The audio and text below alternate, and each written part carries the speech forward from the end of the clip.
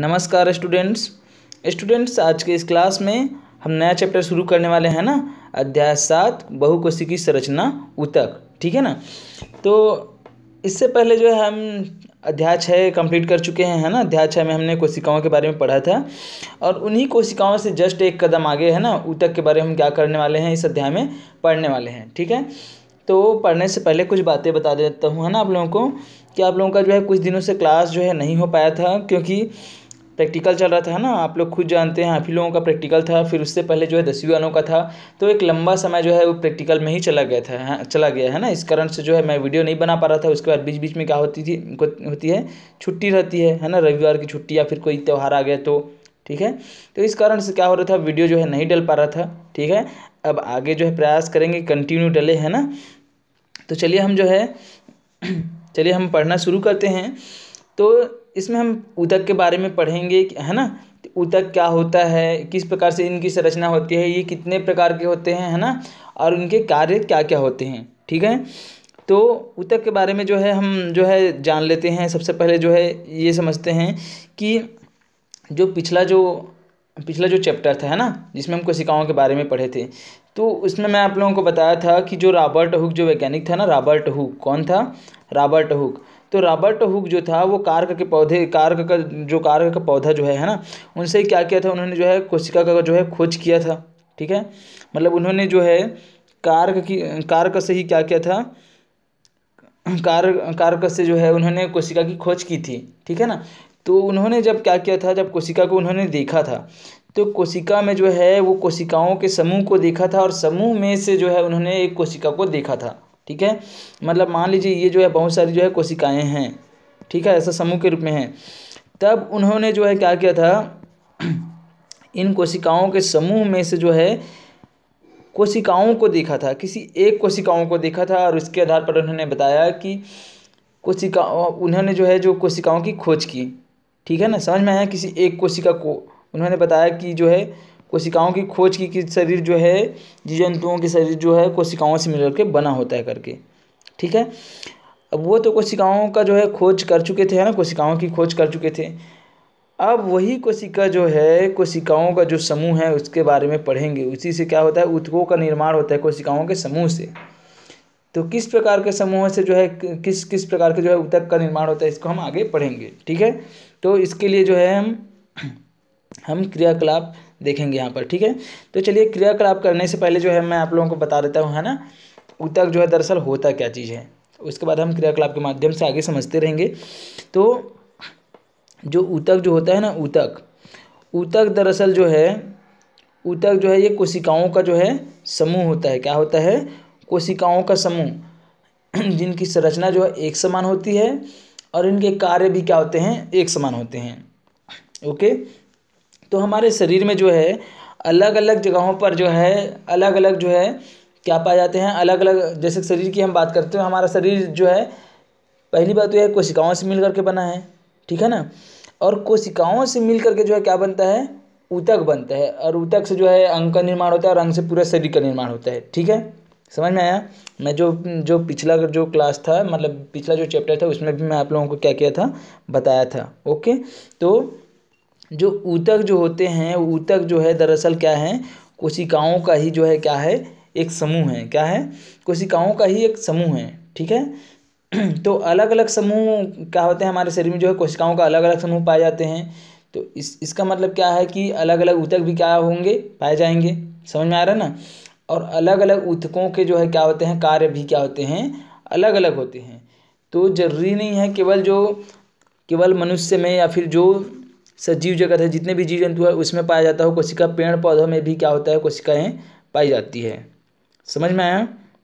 और पेड़ पौधों में यदि कोशिकाएं पाई जाती है तो उनमें भी क्या होंगे, ऊतक पाए जाएंगे। तो ऊतक जो है जीव जंतुओं में भी मिलता है और जितने भी पेड़ पौधे हैं उनमें भी क्या होते हैं, ऊतक पाए जाते हैं।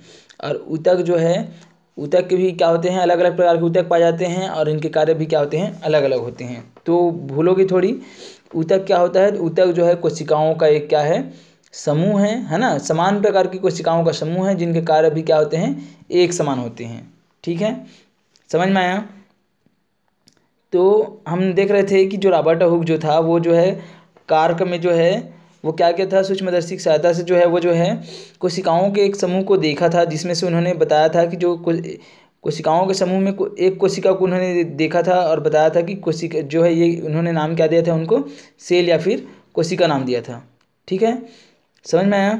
तो वो तो हो गया कोशिका की बात। ठीक है, अब हम इसमें ऊतक के बारे में जानेंगे। तो सबसे पहले आप क्रियाकलाप देख लेंगे, है ना, क्रियाकलाप देखेंगे हम। तो इसके लिए आपको क्या करना होगा, इसके लिए आप क्या कर सकते हैं, इसके लिए जो है आपको जो है कोमल तने वाला क्या लेना है, पौधा लेना है। जैसे कि जिमीकंद जो होता है उसका पौधा आप देखे होंगे, है ना, जिमीकंद है। ठीक है, इसके अलावा जो है सदाबहार जो है या फिर मनी प्लांट है ना। तो इनका आप क्या कर सकते हैं, ये जो पौधे हैं इनका तना हम जो है ना, मतलब ये इन पौधों को हम ले सकते हैं।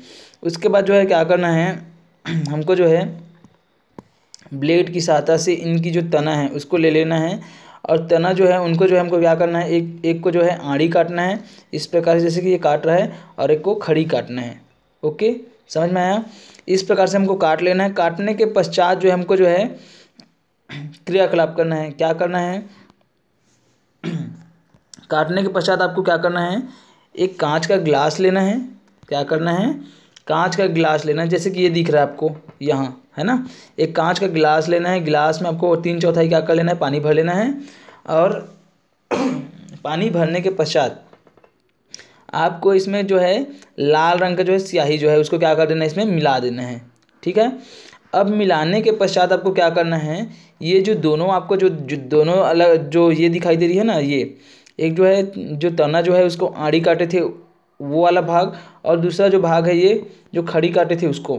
ठीक है ना, इनको हमको क्या करना है, ले लेना है, इनको जो है डुबा देना है इसमें, जो है किसमें, ये जो आपको जो है जो कांच का जो ग्लास है जिसमें पानी भरा हुआ है, जिसमें हम कुछ जो है लाल स्याही डाले थे उसमें।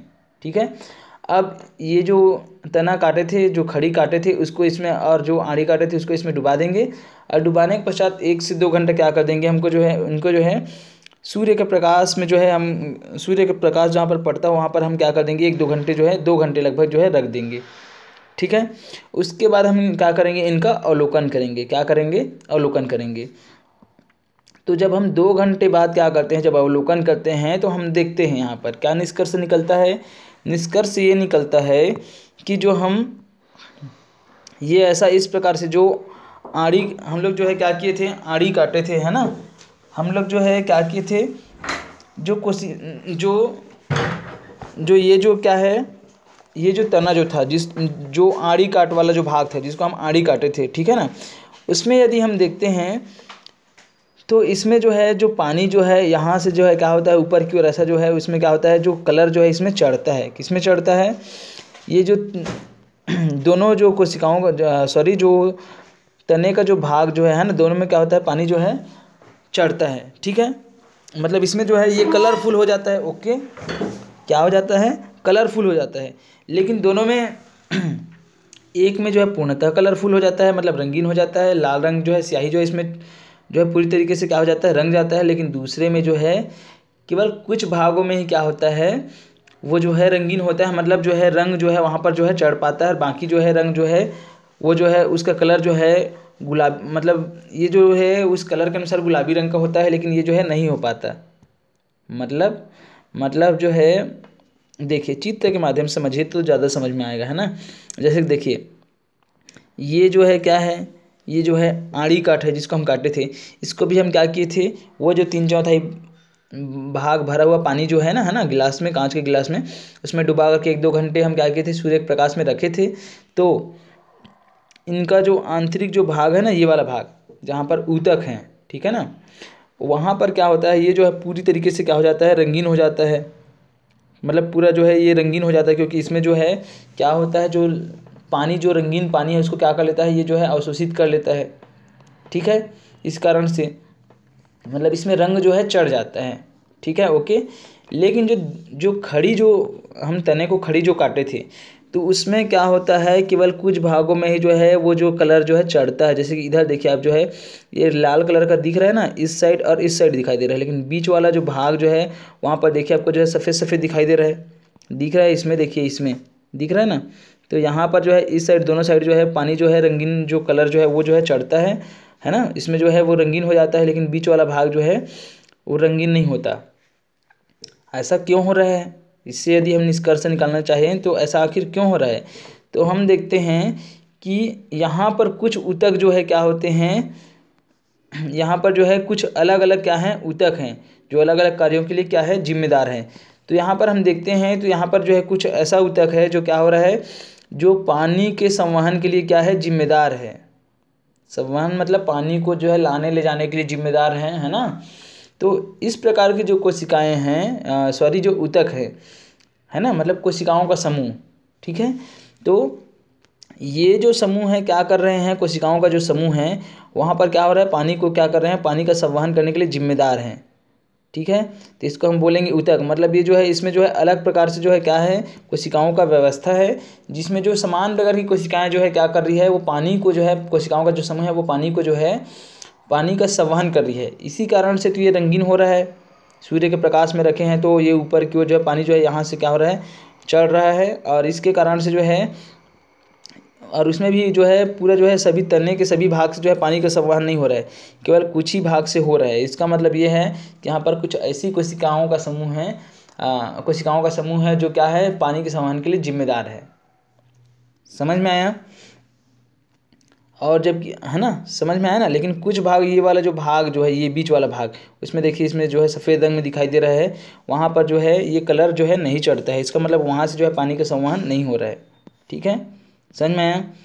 तो ये हो गया। इससे हमको पता चलता है, क्या पता चलता है, इससे हमको पता चलता है कि पेड़ पौधों में भी जो है अलग अलग क्या होती है, ऊतक होती है। क्या होती है, ऊतक होती है, मतलब अलग अलग कोशिकाओं का समूह होता है जो अलग अलग कार्यों के लिए क्या होते हैं, जिम्मेदार। जैसे कि अभी हमने देखा, तो ये वाली जो कोशिकाओं का जो समूह है, जो ऊतक है, उसमें पानी मतलब जो है पानी जो है, पानी का क्या हो रहा है, संवहन हो रहा है। इसी कारण से तो उसका रंग जो है बदल रहा है, लेकिन केवल कुछ ही भागों से जो है संवहन हो रहा है। समझ में आया, ओके, समझ में आया ना यहाँ तक।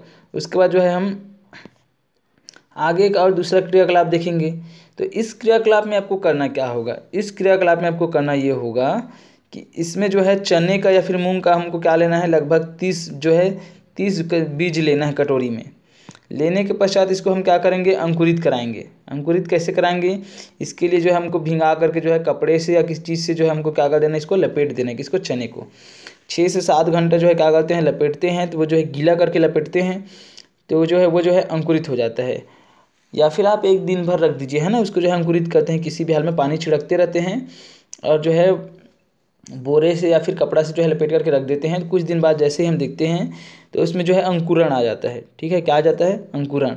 अब अंकुरण आने के पश्चात हमको क्या करना है, उसमें जो अंकुरित जो भी बीज है ना, उनमें अंकुरण आने के पश्चात हमको जो है उसमें से जो है 2 अलग अलग कटोरी में जो है 5 क्या कर लेते हैं, बीज को ले लेते हैं, अंकुरित बीज को, ठीक है, ले लिए। समझ में आया। 2 अलग अलग बीज ले लिए, अलग अलग कटोरी में जो है 5 बीज, ये हो गया और ये हो गया। तो पहले तो अब लेने के पश्चात जो है 2 अलग अलग कटोरी में जो है 5 अंकुरित बीज लेने के पश्चात आपको करना क्या है ना। करना यहाँ पर यह है कि जो एक कटोरी में जो बीज है ना, उनका जो अंकुरण है उसको हम क्या कर दिए, काट दिए, ठीक है। और काट करके जो है अलग कर दिए, उसको क्या कर दिए, काट करके अलग कर दिए, ठीक है।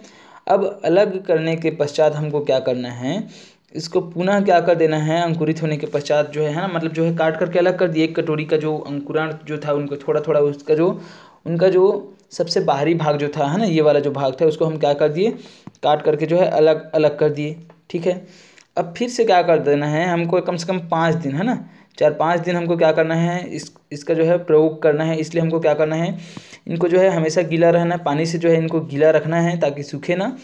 और 4-5 दिन तक क्या कर देना है, 4-5 दिन तक जो है इनको जो है रख देना है, ठीक है। अब उसके बाद लगातार क्या करते रहना है, हमको अवलोकन करते रहना है। तो अब जो है सबसे पहले जो है, जैसे ही हम इसको काट देते हैं ना, अंकुरण को जो है शुरू में जब काट देते हैं, एक कटोरी का जो बीज रहता है उसके अंकुरण को, तो उनका जो है केवल सिरा को काटते हैं। किसको काटते हैं, सिरे को काटते हैं केवल, है ना, जैसे कि ये दिख रहा है। तो सिरे को काटते हैं, जस्ट उसको क्या कर देते हैं, हम स्केल की सहायता से जो है इसको क्या कर लेते हैं, माप लेते हैं कि इनका अंकुर जो है इनकी लंबाई कितनी है। समझ में आया, इनकी लंबाई कितनी है, इसको हम क्या कर लेते हैं, नाप लेते हैं। अगर कोई टेढ़ा मेढ़ा है तो उसको हम धागे की सहायता से क्या करते हैं, नापते हैं। समझ में आया। अब ऐसा करने के पश्चात आगे क्या करना है, इसको जो है गीला ही रखना है और 4-5 दिन तक ऐसे ही रहने देना है। ठीक है। अब 4-5 दिन बाद हम क्या करेंगे, हम देखेंगे कि इनमें से जो बीज जो है ना, दोनों कटोरी में जो बीज है, तो कौन सा बीज में जो है उनका जो है विकास तेज़ी से हो रहा है, वो जो पौधे तैयार होने वाले हैं उनका। तो हम देखेंगे कि जो कटोरी जिसमें जो है अंकुरण जो है उनका सिरा जिसको हम नहीं काटे थे, उसमें जो बीज है उनका अंकुरण जो है उनका तेज़ी से क्या हुआ है, विकास हुआ है। और उसके है ना, और उनकी तुलना में यदि हम देखें तो जो दूसरा जो था, दूसरे कटोरी में जो क्या था, दूसरे कटोरी में जो बीज था जिनका जो अंकुरण जो हुआ था, अंकुर जो था, है ना, उनके अंकुर को हम जो है जिनके सिरे को काट देते थे, उनका विकास जो है इसकी तुलना में क्या हुआ है, नहीं हो पाया है। मतलब विकास हुआ भी है तो बहुत कम या फिर नहीं के बराबर, ऐसा। समझ में आया।